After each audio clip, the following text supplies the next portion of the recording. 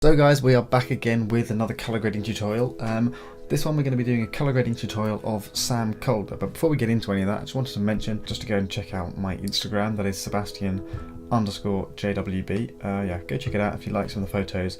Don't forget to follow it. Also, you can check out my brother, he's also called Matthew_GKB. These are some of his photos. So if you want to go check us out and follow us on Instagram, that would be absolutely awesome. Okay, so as I said, today we're going to be doing a colour grading tutorial of Sam Colder.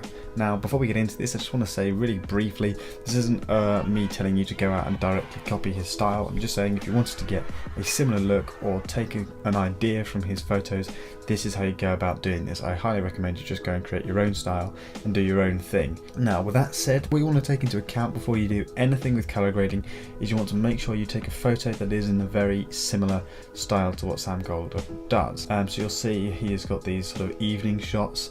And all of his photos have this nice teal and blue shot. So for example, this one, it's got some really bright oranges and the sort of blues. Okay, so today we're going to be colour grading this photo here. Now we're going to be trying to take it from this to this colour grade. And you'll see, if I go back onto his photos, you'll see that it is a very similar colour grade to his photo. Now the first thing you do want to do is come into the crop, and you want to crop it to a 4:5 ratio, just because that is what Instagram's portrait mode is.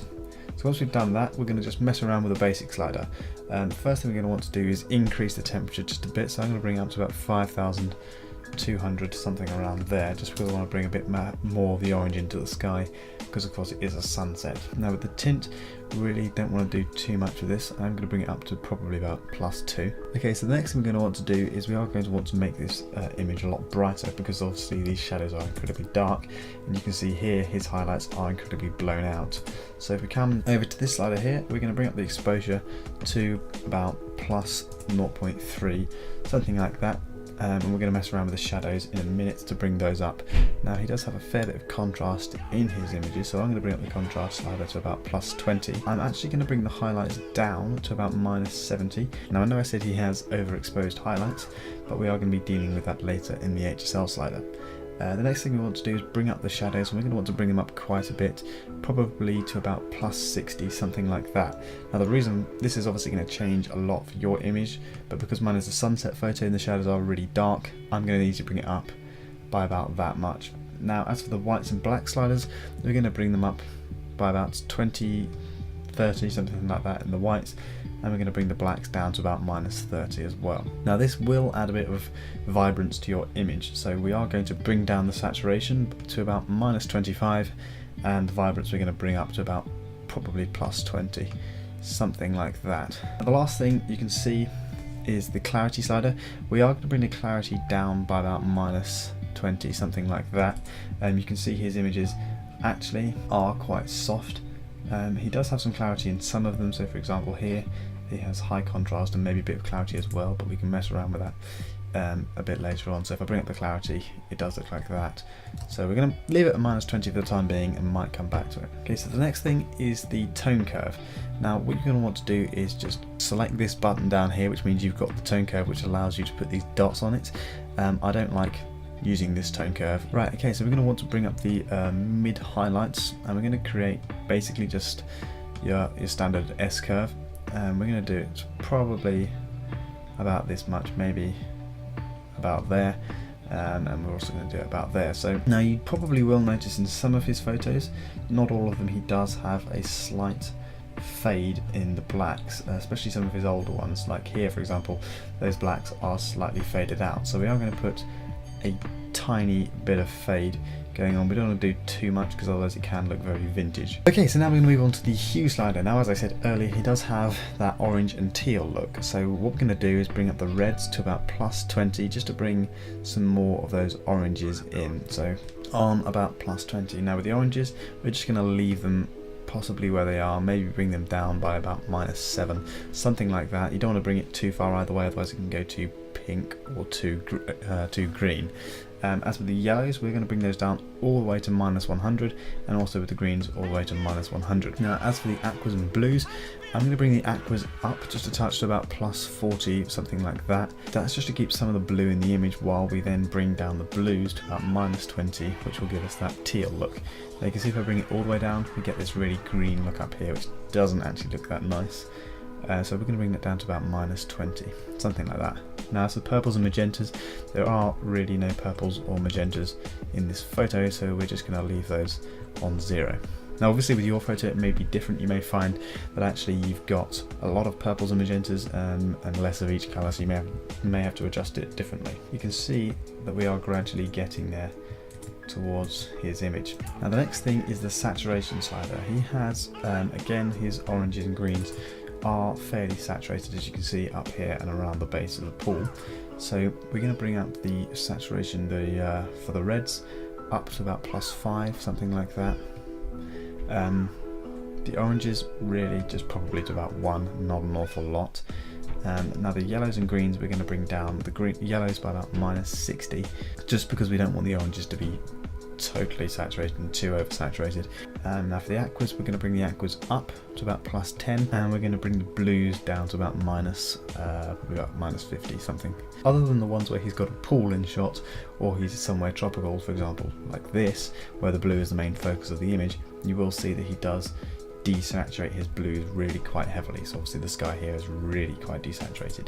Okay, so the last thing we're going to do is the luminance slider. Now this is really where we're going to get the exposed highlights, like Sam Colder does have in his photo here. He has a really overexposed highlights. Again, in this photo the highlights are kind of overexposed. Now you can see he does fade out his whites slightly. So what I might do is come back up to the tone curve and just fade out the whites ever so slightly to about there. We're going to bring the luminance red slider up to about +35, something around there, and we're also going to bring the oranges up. Okay, so now we've done the reds and the oranges, we're just going to head on to the yellows, and we're also going to bring those up to about +40, something like that. So we are bringing up the reds, oranges and yellows by quite a bit when you look at it, but that is also because, like I said, he has a very overexposed highlights. So the next thing we're going to do is the greens. We're just going to leave those there, and the aquas at 0. Now the blues, bring the blues up to about +40. Now we're going to do a before and after just by pressing the / key. Now the next thing we're going to want to do is the split toning. Now if you come over to Sam Colder's picture, you can see in the highlights he has a very slight blue in his highlights, especially in this one he has a bit of blue in the highlights, and in the shadows he also has a slight blue going on as well. But it's very, very slight amount, so we're not really going to do too much. Now we're going to put in a value of 310 in the highlights, and we're really going to only saturate that probably to about maybe 6 or 5. Yeah, we're going to put that actually more at about 224. Now in the shadows we're going to have just a blue at 214, and we're going to bring the shadows up probably to about 12, something like that. So very slight change, but you can see it does have a bit more of the teal and orange look going on. Now we're going to leave lens corrections alone. What you could do, you could come into profile and then you could select your camera and the lens, and what that's going to do is it's going to get rid of some of this vignetting in the background. And it's also going to sort out that distortion. In fact, actually I think I am going to do that. Now that's totally optional, up to you. Sometimes it doesn't really do anything to your image. Okay, so the next thing is vignetting. Now Sam Colder doesn't really do a lot of vignetting in his photos. You'll see he has a slight amount around the corners here, but not particularly heavy, and even in some of them he doesn't have any at all. What we are going to do in our photo is we're going to put in a very, very small amount, probably around -20. We're going to bring the feather all the way up, and we're also going to bring up the highlights as well. In fact, I may even put that at about -12. Okay, so the last tab we need to work on is camera calibration. Now this is where it becomes most important, because in Sam Colder's photos you can see he does have a teal and orange look going on. Now you can see that most specifically in this photo here. This is one of his more saturated photos, and the way that's achieved is partially through the HSL slider, so you get that more orange look going on, but a lot of it is achieved in the camera calibration slider. Now to do this we're going to want to bring up the hue in the red primary to about 30. Now you can bring it all the way, and then also the way to do it is bring down the blue primary, and you can see you get this very obvious teal and orange look. Now we're not going to want to go that extreme, so we're going to put the red primary at about +30 and the blue primary at about -17. So you can see it actually does have quite a large effect on the image, and then you can obviously adjust it a bit more to your liking, maybe add a bit more red primary and maybe add a bit more blue primary. And then you can also mess around with the sliders here just to increase and decrease the saturation if you think you've overdone it in one colour. Okay, so one thing you can do to add a bit more of that teal look is just bring the shadows down to about -9, just add a bit more green into the shadows. And you can see the effect that the camera calibration slider has on the overall image. Okay, so the next thing we're going to want to do, we're going to head back into the basic slider, and we're just going to bring up the shadows maybe up to about 70 +80. Now lastly, what we're going to want to do is mess around with these gradient tools. Now each image is different, each image will need a different amount of gradient tools, and it may even not need them at all. Now in terms of this image, I think we're going to need to put a gradient tool just in the top right, just to fade out some of those highlights and bring them a bit of the colour back in. Okay, so what I've done is I've brought down the exposure to about -1, I've brought the contrast and highlights down completely, and I've brought the shadows up. What that's done is it's given us a bit more colour going on in the sky, and then what I've done is I've brought the saturation down to about -65, because we don't want it being too oversaturated in the sky, because as I say, Sam Colder has a very desaturated sky, very desaturated blues, like in this image here. So we're getting a very similar colour up here as he has got there. Now we're going to also bring another slider up here, just reset all of that. We're going to bring the shadows up as well, just simply because I like to make sure there's no unevenness in lighting in the image.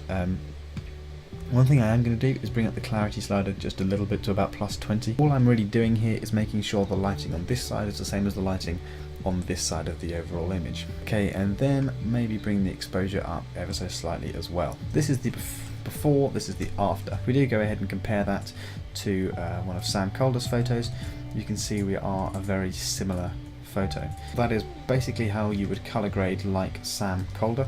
If you guys want to see any more videos like this, don't forget to leave a comment and any suggestions of videos you want to see. Now we will see you in the next video. Thanks so much for watching.